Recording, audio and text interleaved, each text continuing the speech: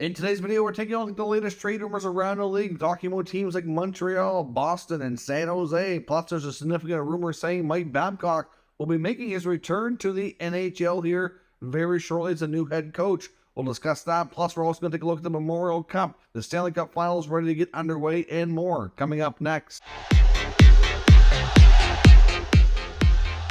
So welcome back to another video here at Top Shelf Hockey. As I mentioned, we have a lot to cover here in today's update. Lots of rumors we'll get into here in just a few moments. First up, I want to talk about the Stanley Cup Final, which finally gets underway tonight. Game 1 goes in Vegas at 8 o'clock Eastern Time. The Florida Panthers will do battle with the Vegas Golden Knights. Should be a very interesting battle. Certainly not a lot of people, I don't think, would have predicted these two teams would be the last two standing. I think Vegas was a little bit more predictable, but usually, the Florida Panthers have been quite the underdog story, taking out a lot of top teams here. Obviously taking out the Bruins, who had a historical season, the Carolina Hurricanes, and the Toronto Maple Leafs. So certainly, well-deserved in the Eastern Conference to represent them and battle for the Stanley Cup here. We'll see if Sergei Bobrovsky can continue on his incredible run the way he's been playing, and can Matthew Tkachuk keep up with the heroics with the big goals, especially in overtime. On the Vegas side, will Adin Hill continue to be the backstop here for the Golden Knights and help will them to their first Stanley Cup? I know when the Golden Knights were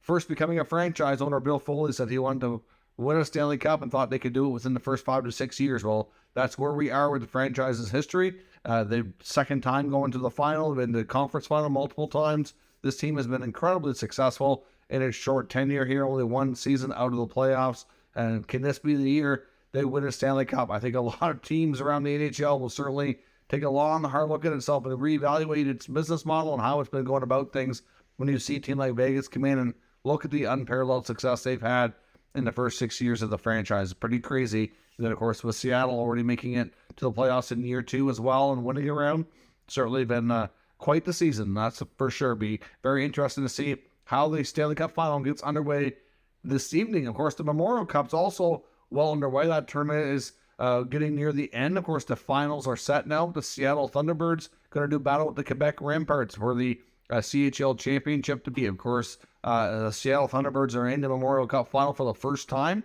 in the team's history. Of course, the Ramparts, of course, led by Patrick Roy, representing the Q, will be in the final. They had the best tournament amongst the 4 teams that were there and earned the right to go straight to the final, where the Seattle Thunderbirds had to defeat the Peterborough Petes yesterday in a really big matchup there. The Thunderbirds are well represented by a lot of NHL prospects that are going to be likely big stars down the road, including Dylan Gunter, Brad Lambert, just to name a couple. Plenty other ones, Kevin Korchinski's there as well. They're a really stacked team that we're going to see big things from. Thomas Milic between the pipes is not yet attached to an NHL franchise, but he's going to be a big part of the Thunderbirds, whether or not they win the Memorial Cup or not. And I'm sure he's going to be getting a lot of attention around the time of the draft.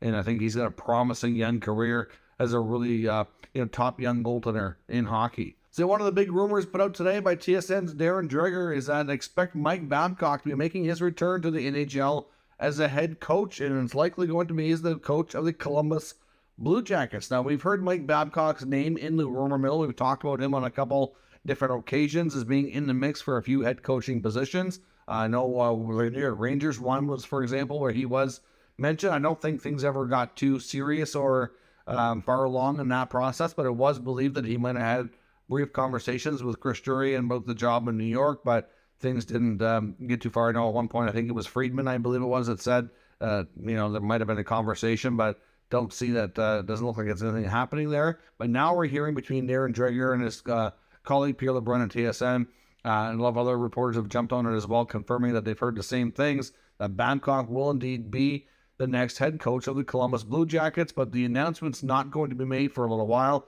The Jackets likely won't make this official until probably on July 1st. The contract for Mike Babcock that he had with the Toronto Maple Leafs has not yet expired. That doesn't expire until June the 30th. We know Babcock was paid a very handsome sum of money. And typically when coaches are let go like that, they can get permission to speak to other teams. There's no issues that way, but sometimes there can be compensation that have to be discussed around what's being paid to what and to who. And it's just easier, probably we're so close, to let the deal expire, sign a new contract with Columbus upon expiration of that one. So that's likely what is being delayed here at this point, really. Whether Columbus has their coach today or if it's not official until July 1, it's really not that big a deal. Jarmo Kekalainen apparently has had his decision made for some time. According to what they're saying now, they just kind of kept it on the down low. I'm obviously not sure how things started to leak out here today. Of course, we know Mike Babcock was a long time, very successful coach in the past. Obviously worked with the Anaheim Ducks, Detroit Red Wings, and of course the Toronto Maple Leafs, where he kind of set the bar for a new highest paid coach when he was brought in there, of course, by Brendan Shanahan, not long after Shanahan took over the Maple Leafs. Obviously, he was there for a while. Things didn't work out on a long-term basis. They did see a lot of growth, but didn't get the playoff success. Once Lou Lamoriello left the Leafs organization, then Kyle Dubas was his boss, and they you could tell that it didn't seem eye to eye. Now, after Babcock left, there were some things that had come out about him. He has addressed them, including like there was the Mitch Marner incident about how he was treated, and there was Johan Franzen had said some unpleasant things about him, about kind of referred to as being a bully. A lot of them people seen him as a good coach, but not necessarily didn't like all of his tactics, you could say. But I think it's fair to say with Babcock and what he said publicly that I think for the most part things have been addressed. I mean, at the same time, it's kind of nice to see some newer coaches sometimes get more opportunities. Not to say that he couldn't have learned from things that he've done, and we'll see how this works out. I mean, the surprise for me is that this is a pretty young Columbus team. They do have some older veterans, of course, that are not like super old, but like, your well-experienced guys like a Johnny Gaudreau, who just got away from Daryl Sutter. You could tell he didn't enjoy playing for Daryl Sutter, and now he's got Mike Babcock. I wonder how he feels about things. That'll be interesting to see how that dynamic works out. And Babcock is just the kind of coach that just wasn't always the greatest for younger players. It just seemed like it wasn't a great fit. But one proponent in Columbus reportedly might have played a role in kind of being supportive of this move was Rick Nash. Of course, Rick Nash played a long time, never was coached by Babcock at the NHL level, but did work with him at the Olympic level. It was a big part of Canada's Olympic gold medal winning team when Babcock coached them. So he's certainly used to him in that aspect and that dynamic. So it's believed that he, would have had some input here and could have had some say. And it's believed that at least some Columbus players might have been kind of, asked an opinion or talked to or advised of what was going on before this is leaked out. So we'll see what happens. I'll be really curious to see how things work out. I'm a little bit surprised. I'm not shocked Babcock get another opportunity. I figured at some point some team would. I just didn't think this would be the team in best fit. But the other thing too is that I believe that what Friedman was saying on his podcast today was that Babcock likely wanted something that was going to be a little less, like not so much in the limelight, didn't want to have like a big market. So like the Rangers thing, I don't think that was really, there might have been a conversation there, but I don't think he really went too far. I don't even know if he really would want to. But like Friedman was saying, like he'd want to kind of, just kind of be out of the limelight a little bit, fly under the radar, and Columbus is a good place. He's like, no disrespect to Columbus, obviously a great place to play, and everybody seems to love it. There's nothing in that regard, but it just doesn't get quite the national media attention that the big markets do, like Toronto, Montreal, New York, Boston, that kind of thing. So probably preferable for Babcock just to be in a little quieter area that way, media-wise. They'll kind of let him get back in the swing of things here. So we'll see. There was some belief that Babcock had talked to Kekalainen quite some time ago, and it was either a case of Babcock not being quite ready to accept the job. He might have even turned it down, or just said he wanted to take some more time to think about it. Apparently he had a family vacation and then came back, and the two met up and decided to make it work. So we'll see how this works out and once it becomes official, but this news likely won't be officially announced by the Jackets until after his contract expires in July. Now, on another coaching note, Elliotte Friedman also said today that he believes that the Maple Leafs and Sheldon Keefe might have already had some meetings, but does expect there to be a decent possibility that they talk and work out at least a short-term contract extension. Sheldon Keefe is going to be entering the final year of his current contract with the Leafs at this point. Based on everything that Brad Treliving has said through his initial media conference and what we've heard from NHL reporters, it sounds pretty convincing, even though they have not made it official. Treliving hasn't made any statements to say, yes, Keefe's going to continue to coach here or anything of that nature. It's highly believed that he's going to, and that they might work out. I mean, hard to say what the contract extension would be. I would say at least 1 year, if not 2, to kind of push it out a little bit to see if they can get the next couple of years here under the belt. I wouldn't think that they'd want to sign him for too long, considering, where everything's at with the franchise. I would think they'd want some flexibility to make a change, and after another year and a half, if things aren't working out. So, obviously, Keefe has done a good job. They've had some excellent regular seasons. They finally won a round for the first time in a long time, but obviously didn't look good in round 2 and got taken out in 5 games by the Panthers. So they're going to want to build on that and, continue to build things up to take it a step further. They have to determine, I guess, if Keefe is the guy to help get them there or not. So we'll see, but do expect a likely, at least short-term extension added on in the not-too-distant future. Now, we also got some very interesting comments from Senators General Manager Pierre Dorion. Of course, he's actually made a few recent appearances on some Ottawa-based podcasts. And one that he was on was the Locked On Senators podcast, which is a pretty good show. Give them some kudos and credit for doing good work there. And he made some comments that this isn't going to impact anything here today. And it's not really rumored. There was a lot of talk, of course, when Ottawa was in the process of kind of tearing things down a number of years back about some of their veteran players, whether or not they wanted to stay. How much was a former owner Eugene Melnyk? Like, we know that Melnyk was very involved and was the type of owner that really didn't let Pierre do much of anything without approving it, especially anything substantial. And this kind of just goes further to cement and confirm that, just to show what they were going through here. But Pierre made mention that, because he was asked some of the toughest moves he had to make. He referenced Erik Karlsson, and of course, because of how involved he was with helping select him. He had to push hard for, at the time, GM Brian Murray to select him in the draft. Of course, at the time, Karlsson was kind of looked upon as being a little bit of a stretch where he was selected in the first round. And of course, he wouldn't be now looking back in retrospect, but at the time, he was really a skinny kid out of Sweden with a lot of talent, but a lot of teams didn't see him being the superstar that he became. But Pierre was one of the scouts on the team for the Senators that was really pushing for Brian Murray to select him, and he did.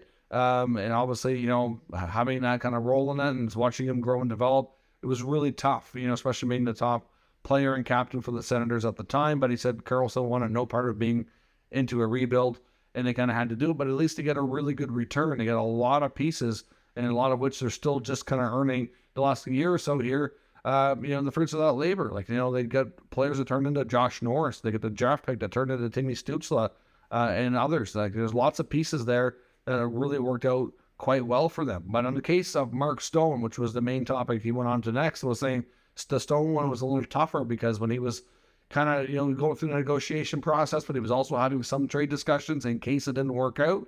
And he was talking to Eugene Melnyk saying, like, the trade is not, the conversations are not going to the point that they did with Karlsson. Like, we're not looking at getting a haul that big. I can do the best I can if we really have to move them.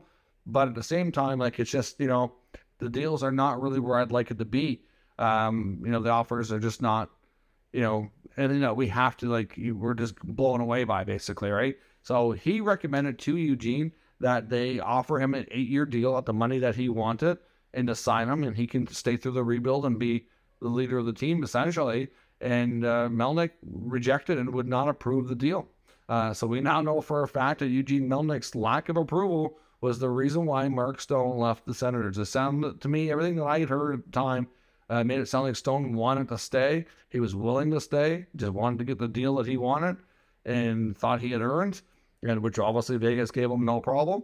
And here we are. Now, in retrospect, looking back, obviously Mark Stone's in the Stanley Cup final today, starting with Vegas. The captain plays a big role. He's had a lot of back injuries. I'm not so sure that as much as that I know personally that I really thought Stone was a great fit there.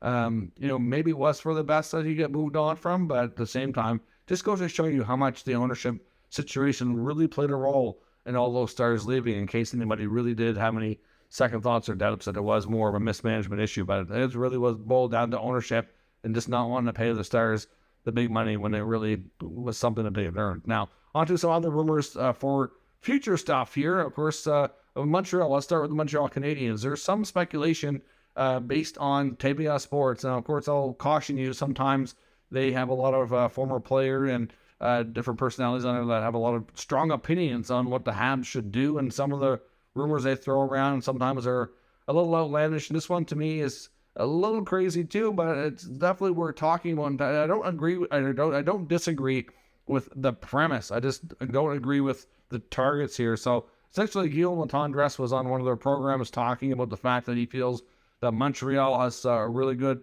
goalie option, Samuel Montembeault, that he should probably be, either starter in a 1A/1B situation. Doesn't really feel that Jake Allen will be the guy there much longer, and that the Habs really need to target a bright young goalie to bring into the organization. Goes to show you that I don't think a lot of people right now have a ton of confidence in Caden Primo as the next, up-and-coming future goalie, which is probably fair based on how his performance has gone in the last couple of years. I can certainly understand why the confidence would not be high.